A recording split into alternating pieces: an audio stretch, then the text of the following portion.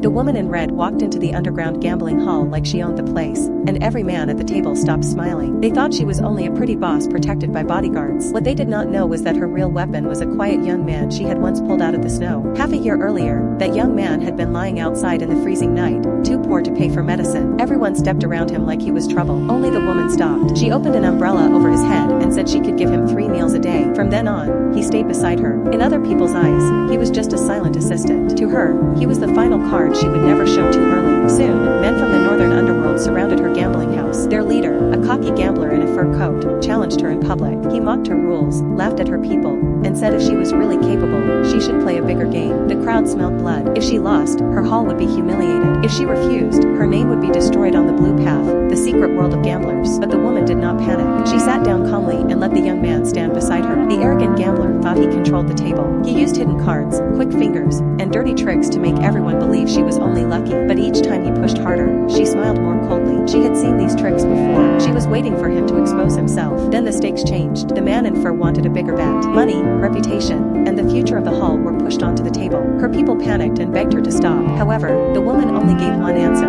play. The room froze. No one expected her to risk everything against a man known as the Ghost Hand. At first, the Ghost Hand seemed to be winning. He checked the cards, pressed the deck, and even demanded to search her body, pretending he was protecting fairness. The next second, his hand landed on her shoulder. The hall went silent. The young man stepped forward, his eyes turning cold. For the first time, the quiet assistant looked like someone who could kill for her, but the woman stopped him. She knew anger would only give the enemy an excuse, so she let the villain act, let him boast, and let him believe he had caught her. When everyone thought she had been forced into a corner, she slowly opened her hidden move. The card he thought was his weapon became the proof of his cheating. His smile froze, and the hall exploded. The Ghost Hand refused to admit defeat. He shouted that she had tricked him first, but the young man finally walked to the table. He had watched every move and knew exactly when the card had been switched. The man in fur laughed at him, thinking a poor boy had no right to speak. Yet the woman only looked at the young man and said, "Trust him." That one sentence changed the game. The young man placed his final card down, and the gambler's face turned pale. Only then did everyone realize the woman had never been gambling blindly. She had used herself as bait,